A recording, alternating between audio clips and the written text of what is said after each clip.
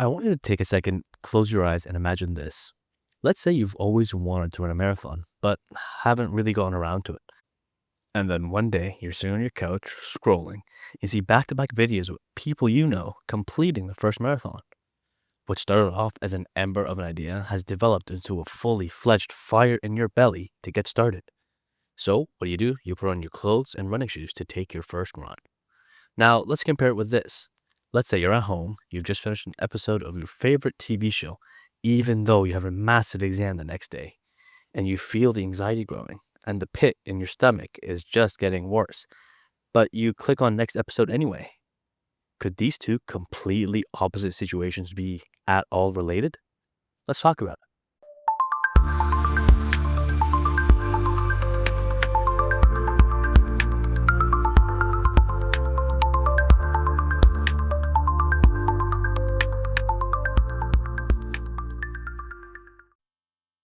Good morning, everyone, and welcome to the very first episode of the Psychosocial Approach. I'll be your host, AJ, and today we're talking all about motivation. Now, when I mention motivation, what do you tend to think of? Chances are you might think of motivation as a feeling. Some of you may think of it as a tool, maybe for work or for school or just in general to kind of match your ambition. But today we're really going to break down the psychological framework behind motivation, how it affects you, and how you can, in a sense, use it to persuade others. We'll also be discussing mindsets, which ones you should use and which ones to stay away from. Essentially, we'll discuss how to turn you into a productivity machine. Now, before we delve any further, let's define our constructs. What is motivation? For our purposes, the definition that we're going to be using is that motivation is any kind of internal process that gives behaviors energy, direction, and persistence. This energy can vary in strength, so extremely motivating or not at all. The direction can take you towards something or away from things, and persistence is the duration of the effort that's being used. Now, knowing this very brief tidbit about motivation, let's go back to the initial example question from the intro. Both situations, despite being seemingly opposites, do in fact have motivation frameworks at play. For the marathon example, your brain is signaling that person to take action towards completing that marathon by starting with a run. And since that person got dressed immediately, we can assume that the fire in the belly was a really strong indication of strong motivation. But we have no information regarding the persistence, so we can't really analyze how long the person will commit to it. With the other example, the person was being motivated away from studying and spending their energy, and they did that through means of a comfort show, so they were avoiding the task at hand. Interesting. Another thing that's interesting is that motivation isn't actually binary. It's not either fully motivated or not at all. It's a wide umbrella term that's categorized in two main groups, internal and external. Let's start with external motivation. That comes from environmental incentives and consequences. So you do X to receive or avoid Y, and that's fully based on operant conditioning principles. Now, we've all heard of Pavlov and his dogs. Fun fact, he actually did not use the bells, but that's a story for another day. That's classical conditioning because that response is uncontrolled. The dogs heard the bell, expected food, and then salivated. Operant conditioning is highly specific and fully intentional. You have reinforcers that promote a behavior, so that increases its frequency, and punishers that extinguish a behavior or decrease its frequency. Now, with punishers, the end goal is compliance, which does happen in the short term. But in the long term, there are a lot of unintentional consequences. You have negative emotionalities like constant fear and anxiety, and even a fractured relationship between the punisher and the punishee, right? With the use of rewards, the short-term goal is compliance, and that is in fact achieved. But there are also long-term consequences. The use of rewards undermines intrinsic motivation, which is motivation that comes from inherent and spontaneous inclination towards interest. It also interferes with the quality and the process of learning and capacity for autonomous self-regulation. So when do you use rewards? You use rewards for socially important but intrinsically uninteresting behaviors. So, for example, you can use it for teaching a child how to brush their teeth, or for putting their seatbelts on, or getting dressed, etc. But it's really important to make the rewards unpredictable and intangible. So that means non-touched, like praise, or for example, you'll minimize their chores, anything like that. Now, here's where we get to the nitty-gritty fun stuff. Remember how we discussed how motivation was an umbrella term? Well, within that umbrella, extrinsic motivation isn't just black and white, it's also a spectrum. I want you to imagine a timeline that demonstrates the level of motivation from lowest to highest, and we'll rank the following. First off, you have external regulation. This means that the behavior is only to obtain a reward or avoid a punisher. An example being, I'm going to study because my parents will bother me if I fail. The second level is introjected regulation. This behavior satisfies some partially internalized external demand. For example, I study because I like being top of my class. The third level is identified regulation. This behavior is personally important. So, for example, I study because I need the knowledge in my career. The last and most fully realized is integrated regulation. This behavior occurs because it matches values incorporated into the self. I study because I personally value the knowledge I gain. Now, why is this important? Why should we care? It's quite natural that not every single event in your life will be of utmost importance. And at the integrated regulation phase, that would be unreasonably taxing. But taking the time to pause, reflect, and rank where your current tasks in life lie provides an enormous amount of clarity and can even help pivot your personal strength, direction, and persistence like we've previously discussed. Now, at this point, you might be wondering to yourself, can something that relies on extrinsic motivation eventually become intrinsically motivated? And the answer is absolutely 1000%. For it to work well, it has to occur in a two-step process. First, the person has to internalize the event, which is transforming something that's formerly externally prescribed, such a rule, a behavior, or a value, into something that they personally and internally endorse. Once that happens, they then have to integrate it, which is transforming these internalized values into the person's sense of self. Once that two-step process occurs, something that used to be extrinsically motivated now becomes intrinsically motivated and is spontaneous from the person themselves. Okay, so far we've discussed the different types of motivation and their spectrums, as well as reinforcers and punishers and their consequences. Now, let's break down intrinsic motivation so we can better understand how to utilize it in our daily lives, on ourselves, and on others. We'll start with the self-determination theory by Dechi and Ryan. This theory posits that there are three core psychological needs that need to be fulfilled in order to contribute to need satisfaction. You can think of this like how your body needs water and food to be optimized to function. Your brain needs the three specific psychological needs in order to perform optimally.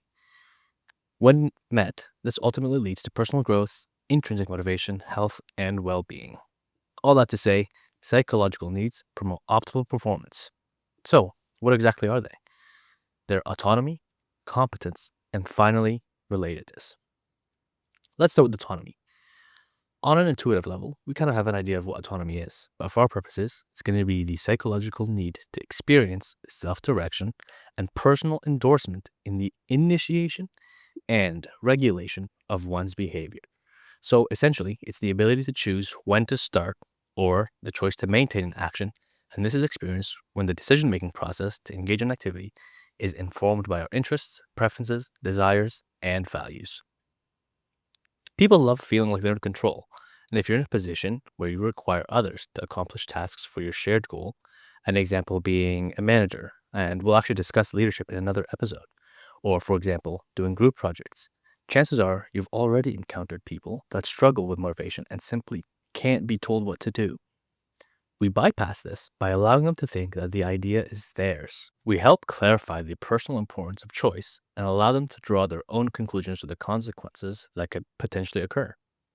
By doing so, we receive a real-time visual confirmation as to where their priorities are.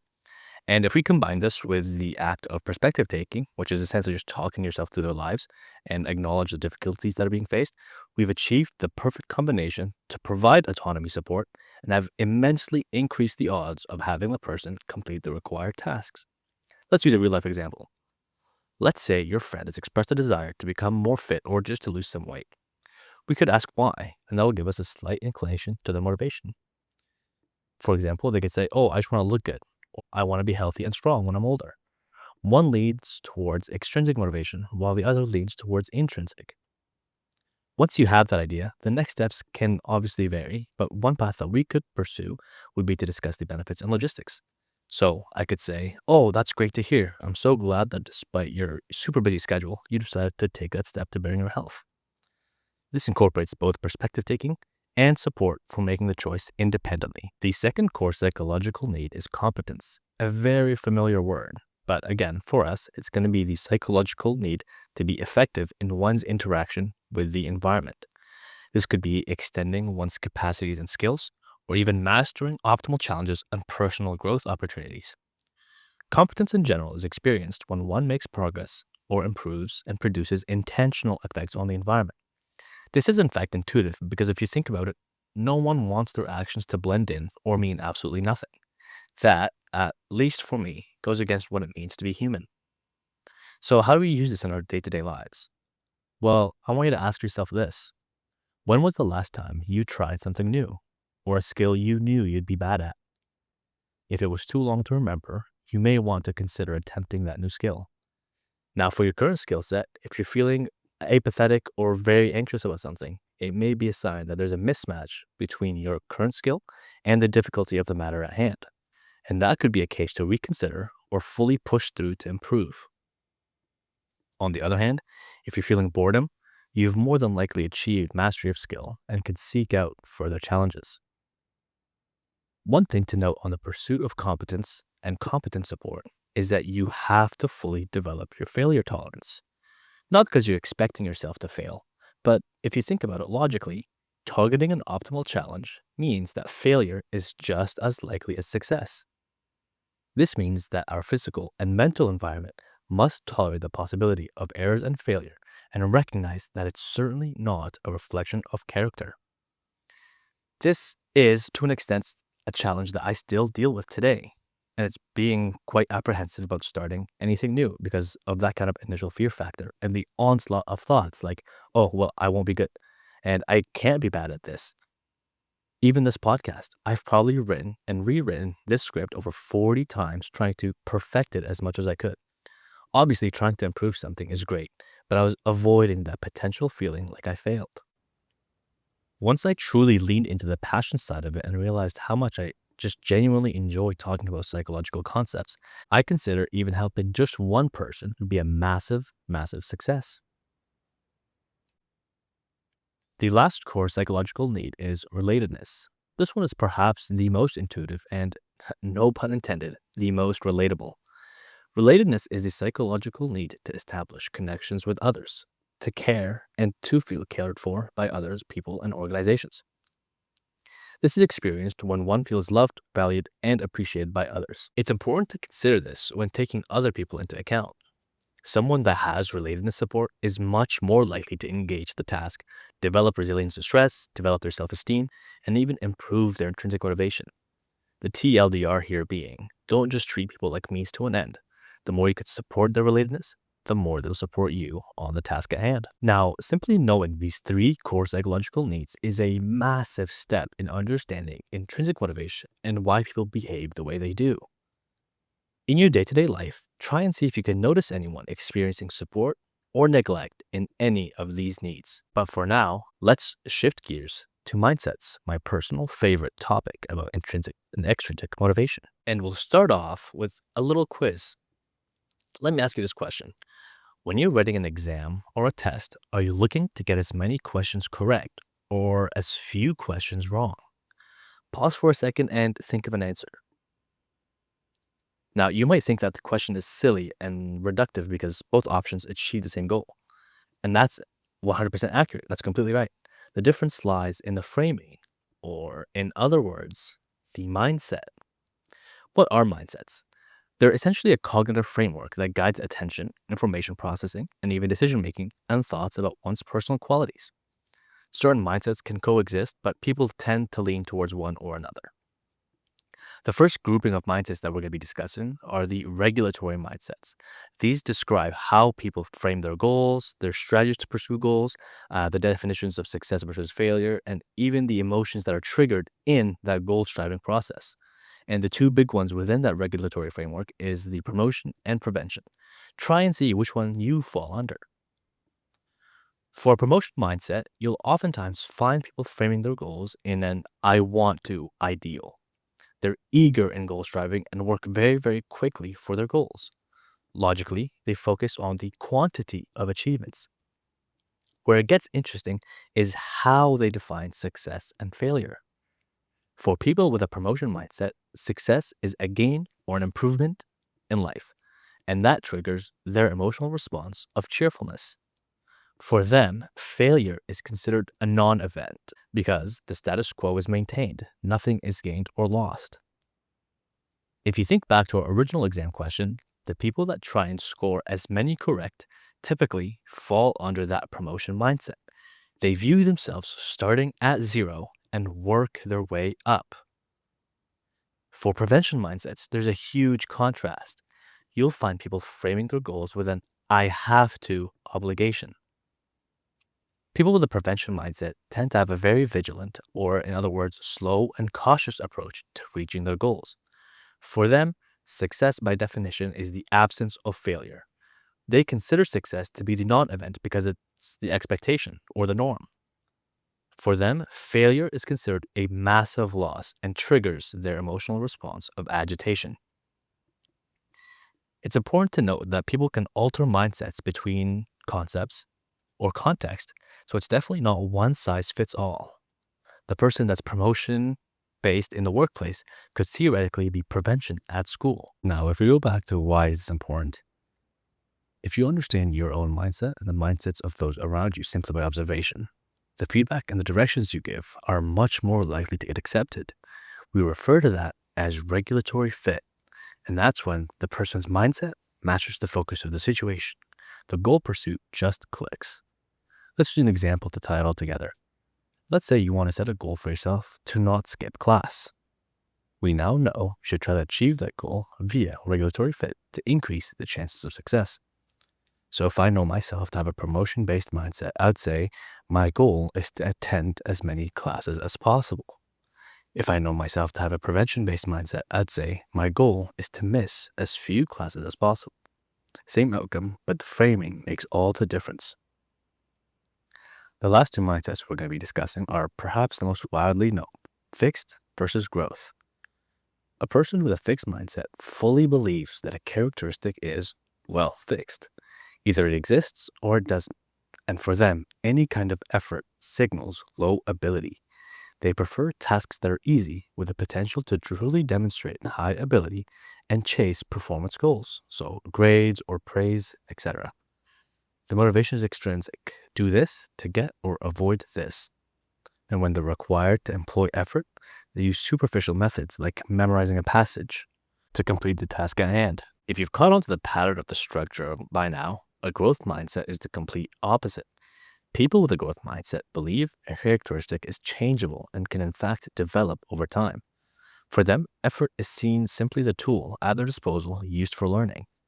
They pursue difficult goals with the potential for learning with an end goal of complete mastery, and that's due to them employing cognitively sophisticated strategies like spaced active recall or even full breakdowns of the task at hand. And they're able to do so because they're intrinsically motivated and value the knowledge gained. See how we tied all of that in? Unlike the promotion and prevention mindset where it's okay to flip-flop between both based on context, in this case, there is a winner. Growth mindset is clearly the better way to go and will carry you much farther in life. We've touched on this very briefly before, but feedback becomes crucial when discussing mindsets.